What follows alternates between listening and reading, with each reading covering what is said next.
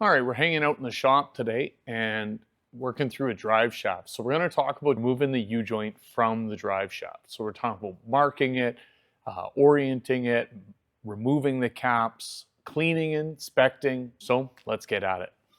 First inspection would be feel. Like just trying to feel for movement and unwanted movement in the U-joint. And as hard as it is to try and communicate this through a video, what you can sort of see is I can push and it's fairly even, this travel. You see that movement, I'm pulling, pulling, pulling, and you see that jump. So the only thing you can see in the video is the fact that it moved quickly. But what it feels like is that there's a jump, almost like one of the rollers inside, or one of the needle bearings inside our trunnion caps, our U-joint caps, have failed. And so that would be enough for us to need to disassemble this U-joint and inspect it. So we've already removed this from the other yoke. It was removed so that we can move the truck over here to the training facility. And now that we're inspecting it, now we're just going to move that, and we see that jump just like that. The rest of it's fairly snug. So it looks like there's one point of wear that we're going to need to look for as we inspect this. All right, we do want to clean up the U-joint before we disassemble it, and then also we want to mark the U-joint's caps to the cross or to the joint body itself if possible. And that's just, if we're going to do failure analysis, we want to make sure we keep the bearings lined up with the trunnion they would have been riding on. And if we're going to reuse the U-joint without doing any replacement or replacing any parts, we want to make sure we put them back where we found them. So we use a wire brush. You can power brush this with a wire wheel on your power tool, or you can use a hand wire brush, but we want to get the U-joint cleaned off so that we're able to see what we're doing. We'll wipe it off, get all the extra grease off of it so that we're working with a clean U-joint. Want to use non-destructive marking, so don't use center punches or scratch-alls to mark these components. We don't want to create any stress points in the U-joint or in the yoke. If you have a paint pen, those are always easier to write on components like this than Sharpies, although Sharpies survive parts washers better.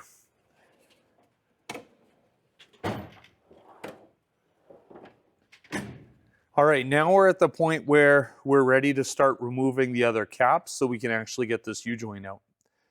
However we're going to do this, we're going to do this one particularly with a Icon branded knockoff Tiger tool.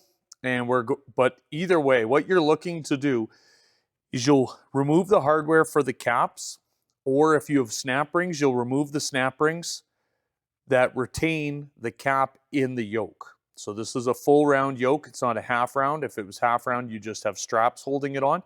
These are full rounds. So that means this cap goes in to the hole that's in this yoke, and that's what's holding this U-joint in place. This piece of steel, we need to drive it against the cap and drive the cap out of the yoke. And we can do it in either directions. It doesn't matter. But we're going to go in one direction, and that's going to allow us to take the U-joint cross shaft out, and then we can use a punch and drive the other cap out, or we can use the same tool and drive the cap out. And so let's get the tool set up and let's get it out. Now, some people would say that they just simply drive the U-joints out. So they're looking at just hitting it. And the basic idea is that you would need the other side U-joint to try and drive that. Now, when we do impact on the U-joints, there is the risk of us creating what's called false Brinelling when we impact the bearing against the trunnion surface and we cause dents. When we cause that denting, it creates this rough duck, duck, duck, duck, duck, duck movement of our U-joint, which will cause premature failure. So using a pressing tool is always the preferred method. And if we get familiar with the tool, we can actually use them quite quickly. Because the pressing tool is actually going to push on the cross here and work against, it's going to pull and push. It is a good thing for us to go ahead and remove these grease zerks if we can, so that we don't break them off. So remove the grease zerks before you damage them. So like I said, we're just going to use this Icon brand heavy duty U-joint puller. And this guy was about $100 US, so fairly affordable to be able to get that. All right, so this tool looks pretty well the same as the Tiger tool version of it. So I'm sure it is just a knockoff one for another. And we want to make sure when you're using tools like this, any press tool that uses fine threads or uses threads to create the clamp load or the push, you want to make sure you keep these threads lubricated while you're working with it. The way these work is you install this, and this piece here of the tool goes around the yoke, just like that. These 2 feet on this tool right here and right here are meant, and they're cupped, they go against the trunnion of the U-joint cross shaft.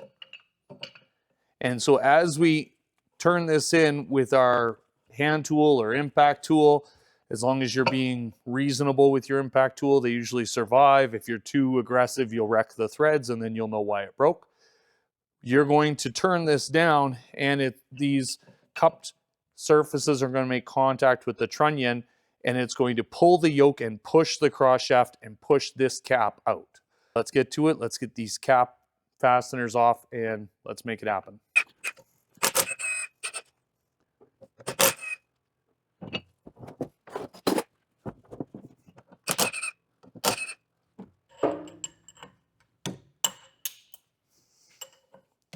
I want to knock these seals off. That way you have a nice trunnion surface to operate the tool against.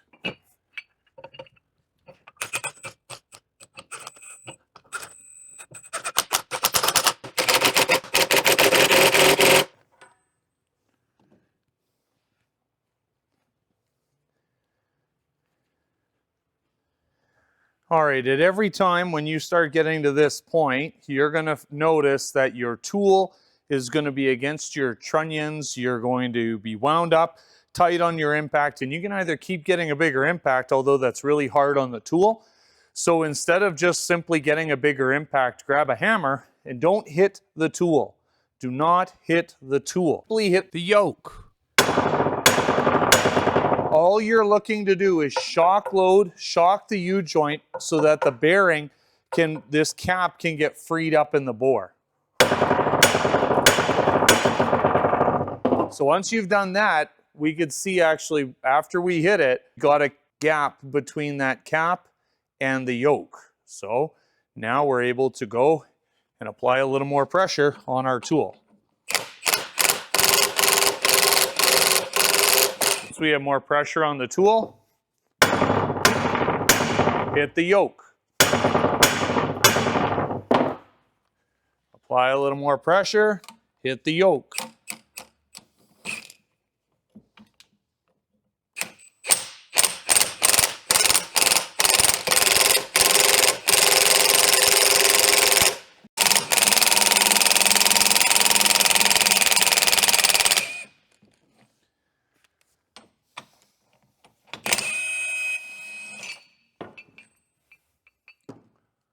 All right, when we've done our job properly, that cap wants to come out.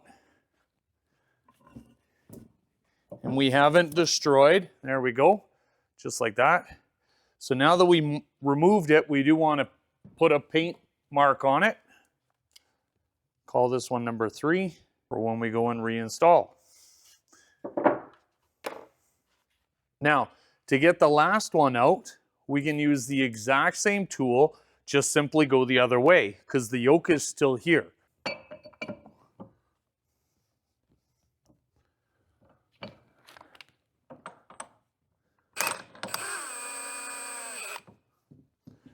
There we go.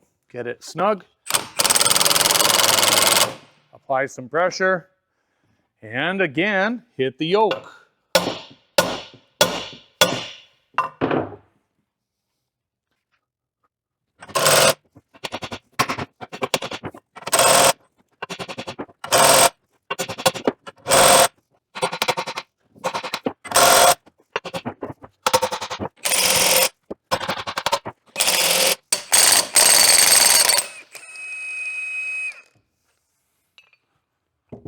Now our job is to inspect our bores. Now we have to clean them up as well.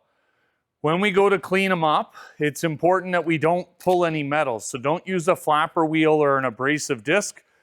I know it sounds silly for me to say a wire wheel is not an abrasive disc, but on a hard steel bore like this, they will likely not pull material. They're the least likely to pull material. So what you can do is simply run them up and pull them through. If we brake clean that, that'll be a nice clean hole. Same thing the other way, through. Sure that if you're using a power tool, your tool's RPM is set to match your rotating. So brush rating is matched to your power tool rating, so you don't have the wire wheel blow apart. That is often the biggest risk with these. All right, so now we have 2 clean bores. Our mating surfaces where our caps will mount to are clean. We can grab a little brake clean, get the last little bits of grease out of there. Now we can clean the rest of the yoke and inspect it, but essentially we'd be ready to install a new U-joint in this yoke.